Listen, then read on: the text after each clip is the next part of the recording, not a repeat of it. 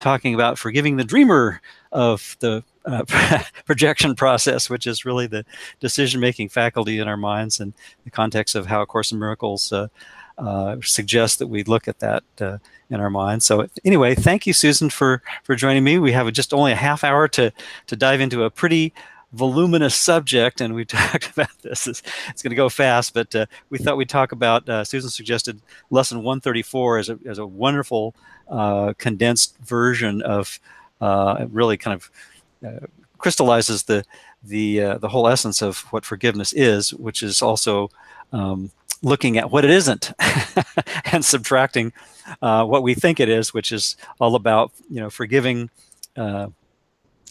what never happened. So if we can remember that it's really about noticing what's not real, and then there's nothing to forgive. But we have to look at that first, right? So anyway, I'm already starting to dive in a little bit. Do you want to preface our conversation with some comments about 134 or anything else related? Yeah, well, I think the title of lesson 134 is "Let Me Perceive Forgiveness as It Is." And so the topic that we're really talking about is trying to perceive forgiveness as it is according to A Course in Miracles, which is different from the way the world looks at it. And I thought it was important when we're talking about forgiving, the broader topic for this conference of forgiving our projections, that really we're this lesson, and really throughout the course, makes the point that the forgiveness that it's talking about is not the same as the forgiveness of the world. That we're really we're forgiving the unreal.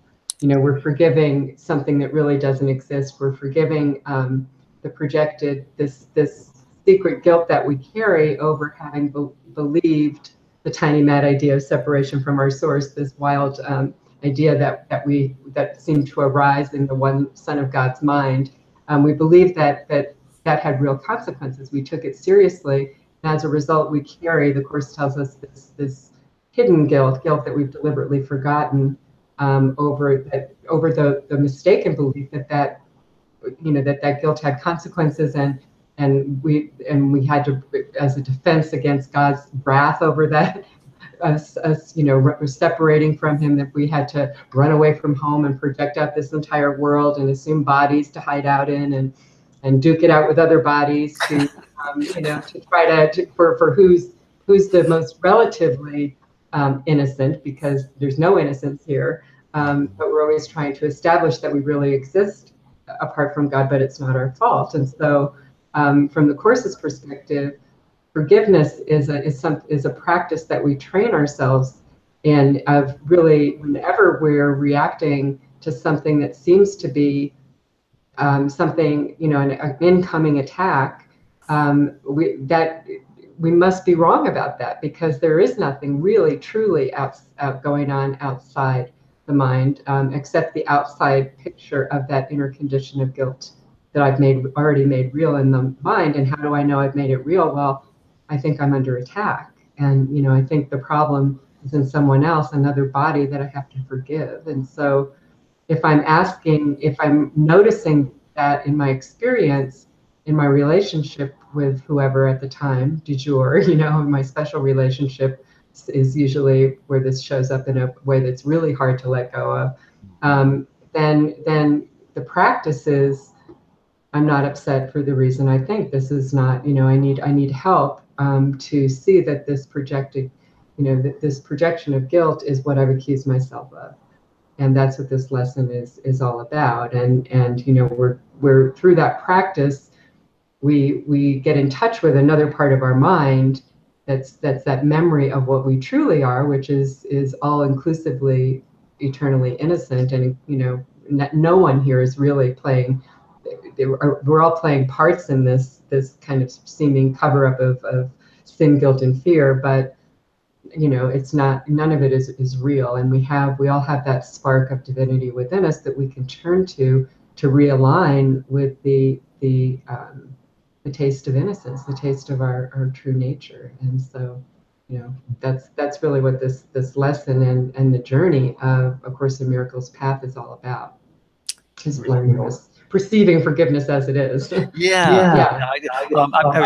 As you're saying that, I'm glad you mentioned innocence, because there's really I think a gentleness that comes from that inner counsel that we have with our, I like to call it our inner kindness teacher, or Holy Spirit, or Jesus of the Course, which is gives us the perspective of noticing that the things that appear to be outside of ourselves are projections, including our own bodies and our own personas, and we can forgive the illusion, and that's easy. It's like changing the jurisdiction.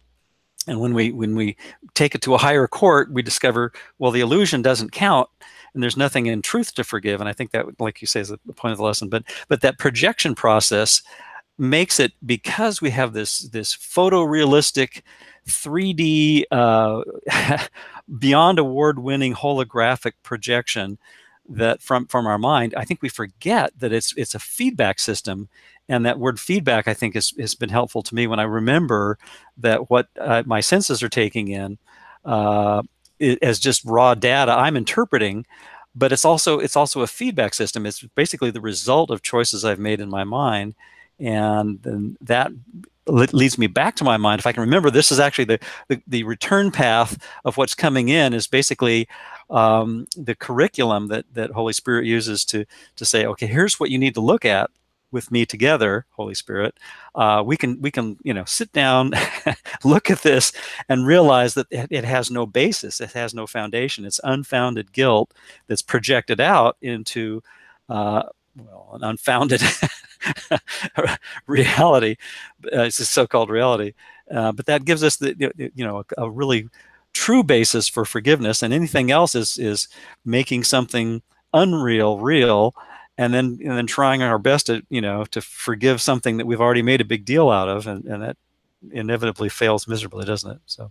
Right, and it is really feedback. It's the whole, when we talk about making our lives a classroom of forgiveness, and these two teachers that we have in the mind, we've already chosen the ego as our teacher. That's the part of our mind that believed in separation and believed it needed defense, and is constantly, believed that the solution was to keep us mindless, to project it all outside ourselves, and to find, again, another body to place the guilt in, so that I can prove my relative innocence.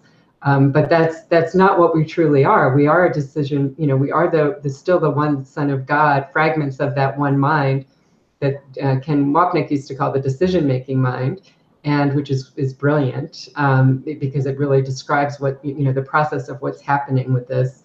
And so we're really not the ego. We're this fragment of the one child of God's mind that believed in separation, that is choosing to identify with this part of the mind that believed in separation, but still has another part of the mind, still has that memory of wholeness in the mind that is now, if we choose to make it, if we choose to follow the Course's path, becomes our new inner teacher that we turn to when we're given feedback by our reactions that we've chosen wrongly. Not wrongly in the sense of sinfully, but we've been mistaken. We've been fooled again. We fooled ourselves again. That this is, that turning to the external world of sin, guilt, and fear and blame is going to somehow relieve the guilt in our mind, when all it really does is nourish it, and it keeps it in this endless attack defense cycle, that there's no way out of that loop unless we're willing to begin to identify with this other teacher in our mind and change the purpose of our lives from this prison of guilt, really, which is the prison of specialness, the Course calls it, in which we try to get our needs met from outside ourselves, because we believe we've lost God, and we also try to relieve our guilt by projecting it on others, and neither one of those things really works. And so we're constantly left, trying to prove our greater innocence, and somehow find love, seek for love where it really can't be found. It's not in in the projections. It's not in the world. It's not on the screen.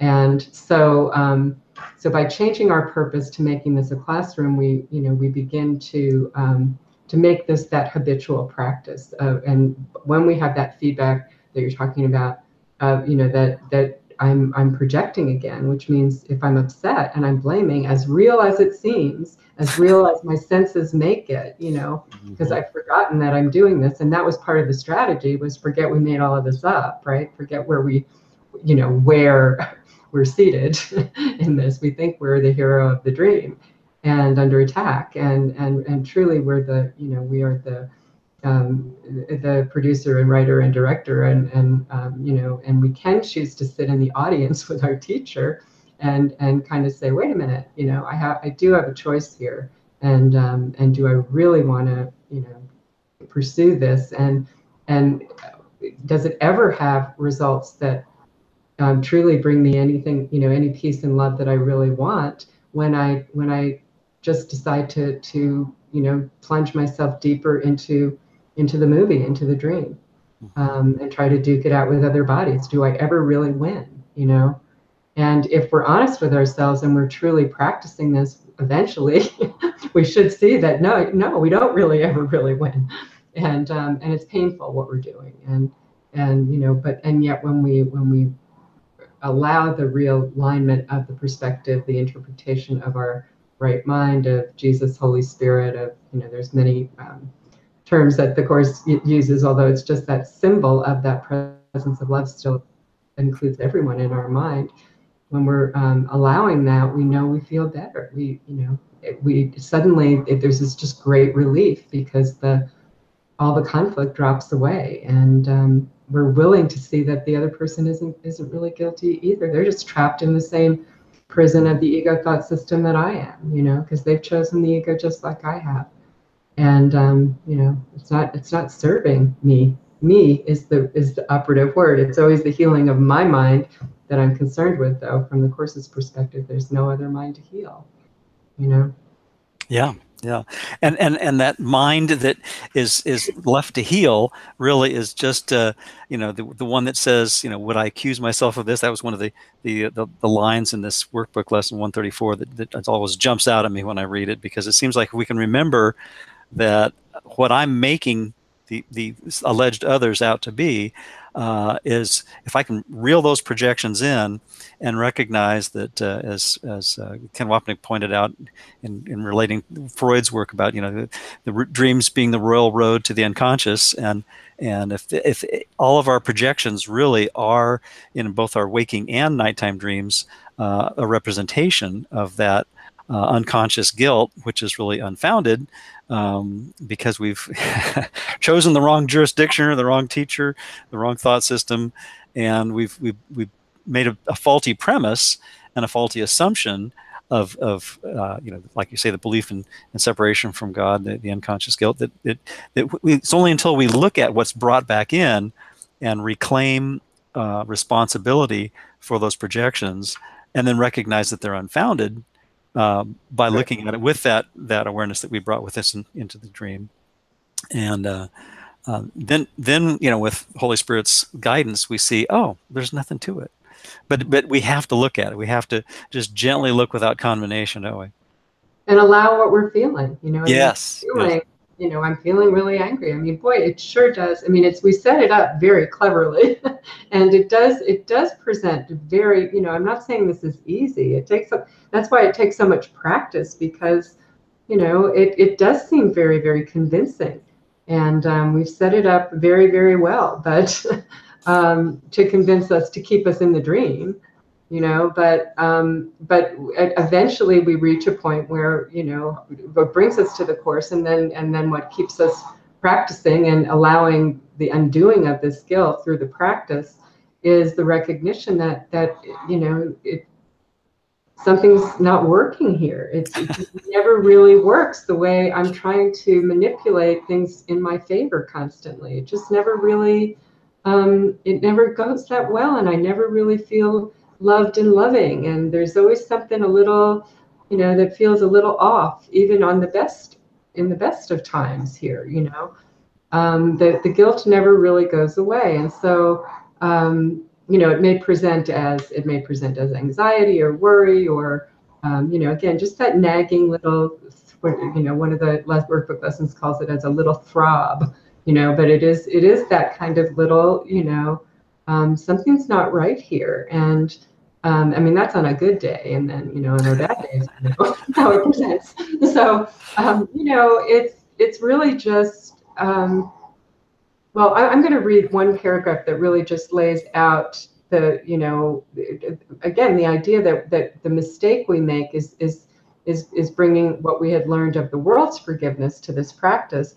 And by default, by the ego default, we believe that we're forgiving something real, and the kind of forgiveness that the world asks of us is pretty impossible, because it's saying that this person really wronged me and I'm supposed to forgive them, supposed to let them off the hook and be kind to them, but it doesn't do anything to actually take away my anger and my righteousness and my sense of having been wronged. And in fact, I mean, most of the world's ways in which forgiveness is described, talk about how we're asking you to forgive but not forget. And so it's like, we'll still hold on to the fact that they were wrong, and you get to be right, but you're going to be you're going to take the higher road here, and that really doesn't release guilt in anyone, including the guilt that's in me. So it doesn't even really give the person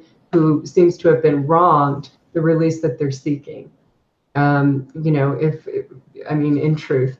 And I think if people are really, really honest with themselves, it's not like it's then there's a relief and it's over. It doesn't really go away. So anyway, for the Course, in paragraph 3, he says, the major difficulty that you find in genuine forgiveness on your part is that you still believe you must forgive the truth and not illusions. You conceive of pardon as a vain attempt to look past what is there, what is real there, to overlook the truth in an unfounded effort to deceive yourself by making an illusion true. This twisted viewpoint but reflects the hold that the idea of sin retains as yet upon your mind as you regard yourself.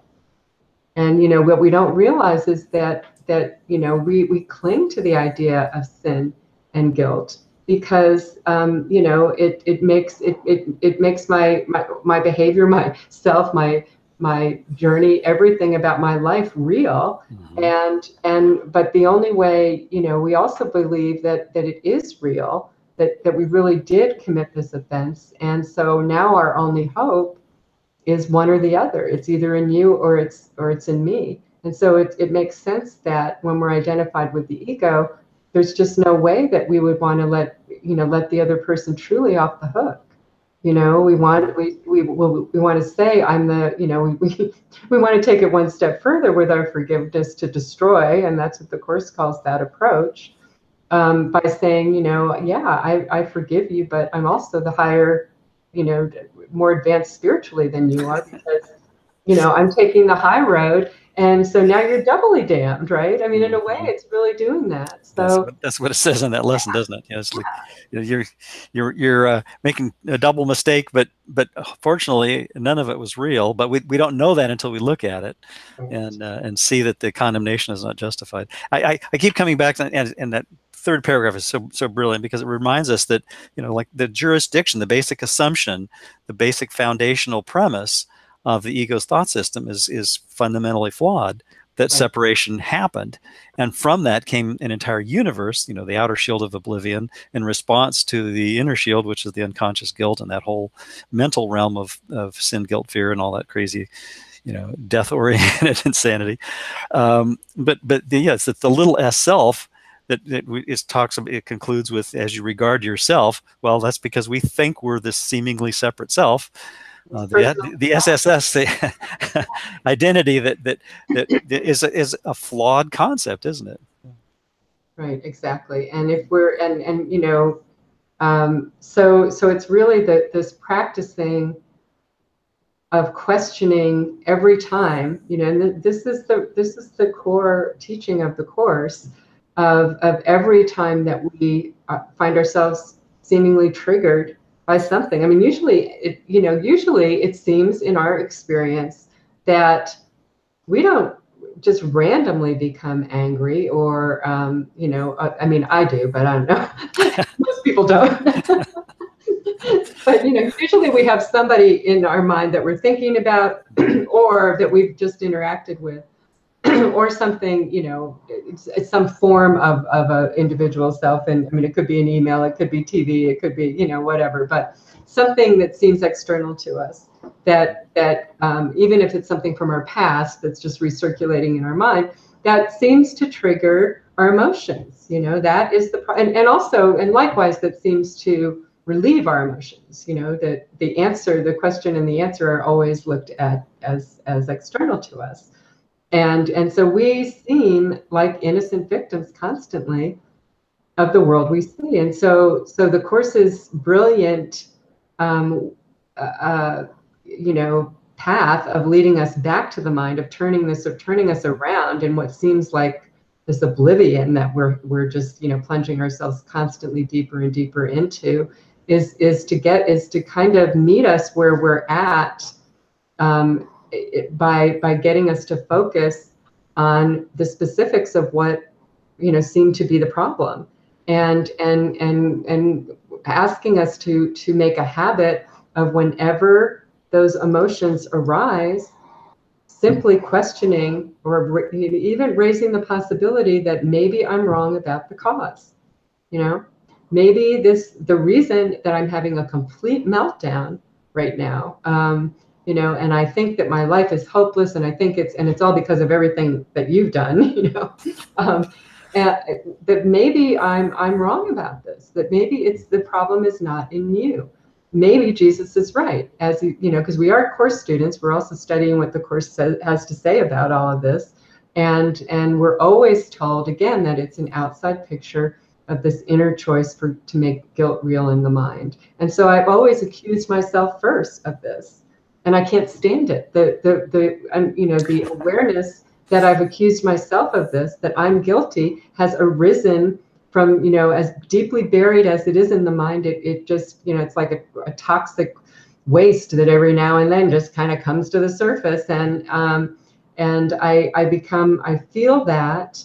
And so I immediately, you know, without being conscious of what I'm doing, project it outward and perceive it as an incoming attack. Mm-hmm. So we're training ourselves to associate incoming attacks with the truth of what they are, which is a decision that the mind is making, right, to believe in guilt right now. Exactly. And you know, that's something that constant practice of doing that, questioning the cause, and then reminding ourselves that we could see peace instead of this, that another part of our mind thinks otherwise, doesn't see it like this. Exactly. It's a feedback mechanism, yeah, and we're basically turning it around and realizing, okay, this seeming annoyance or irritation or whatever it is, whatever degree, no order of difficulty, is basically our classroom for forgiveness, moment to moment to moment. And if we can just remember to not condemn ourselves for the knee-jerk reactions, and identifying with the little ticker tape director's cut scrolling, and the ego interpretation in the mind, and you know, it kind of look at that blather, not try to make it go away, but just watch it and say, that's just silly. That's just a crazy interpretation that I don't have to buy into. And parallel to that, and waiting patiently for us to acknowledge it, is Holy Spirit's interpretation, which is nothing happened. There's right, nothing to forgive. It's really totally unfounded. The jurisdiction is flawed. The premise is flawed. The whole basic concept that made up the imagined need for a universe to hide out in from a crime that was never committed and against perfect oneness. That if we could just remember, we don't have to get all metaphysical, but we just remember moment to moment. If I can look at the things that seem to be projected outside me, bring it back in, realize that the basic premise of the problem is unfounded, then I have a true justification for forgiveness, because there's nothing there. But I have to look at it, don't I? And like you say, notice how you feel, notice what you're thinking, not try to deny those things, but you use every little scrap of that as our classroom. Huh? Right. And in that process, we are developing a more intimate relationship with you know, this loving presence in our mind, with Jesus as our teacher. And I mean, it uses all those comforting, our guide, our friend, I think of him as an inner professor when I do a lot of writing about that. But whatever's comforting to you, a real the holy relationship that the Course talks about is really our developing that relationship with our inner teacher, in which, through which we're changing the purpose of all of our relationships, because we're moving them to the purpose of returning to our wholeness, rather than rooting us more deeply in this stream of specialness and conflict and one or the other, and seek and never find, and all of the belief that indifferences, and guilt or innocence that the ego is always upholding. So there's an incredible amount of comfort that comes from along the way on this path, and we spend over time. It can seem very, very hard at times, but over time we spend so much more time with that deep comfort, and that is with us all the time, and we're able to apply this, to generalize this to more and more situations in our lives that at the beginning of the path we may have seemed that we would never be able to generalize to actually apply it to this. We could apply it to the little things, but not the big things. And the Course talks about a hierarchy of illusions, and this practice itself of learning to perceive forgiveness as it is and make this our primary practice as we go through our days, really just kind of itself, without us doing anything, begins to collapse that hierarchy of illusions. We just kind of, the answer, we're not very far away at any given time from the answer, even if we don't want to accept it in the moment, even if something seems very, very, very challenging to us in our dream. And things can, and we know, we still have egos, and it will until the very top of the ladder. We'll still feel challenged and triggered. But this is not about not being challenged or triggered. It's about learning that the answer is always there for us, and that the process of letting go of the guilt and undoing the guilt is being done for us through our willingness to practice this more and more consistently, and to make that really the primary point of our days. Not that we go through and do all the normal things that we have to do in this world, but the primary focus becomes different. Yeah, it really does. It really does. Is there anything that you want to share? We got about 2 minutes left. Any of the quotes from this lesson that you want to share? They're all really good. I don't know. Well, one jumps out at me. That is, "My brother, what you think is not the truth." Yeah, looking at that. Yeah, that's a good one. It basically just kind of reminds me that we're not in a position to judge in truth, and in fact, of course, even suggests that we can't possibly judge truly, because we have such an infinitesimal spectrum of awareness within the dream figure perspective, anyway, to upon which to make valid judgments. So the whole premise is just silly. I love how Ken Wapnick keeps coming back to in his work how it's not sinful, evil, or wicked, including all of our resistance and the fight that we make to try to defend. It's just silly, huh? Yeah. Yeah, it is, and we can return to lightheartedness, but it's at times it's still very hard, and that's why that loving presence, being in touch with that's very much part of what the practice. We can't do this by ourselves. Exactly. So. Well, thank you, Susan. You can find Susan and her wonderful writings on foraysinforgiveness.com, and I post a lot of conversations that Susan and other course teachers have on ACIMblog.com. And we appreciate all the folks that put together this MiracleShare conference, and this is the fourth one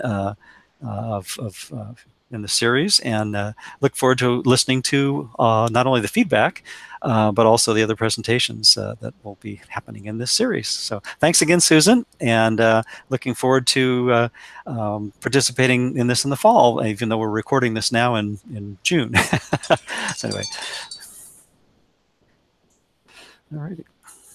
You can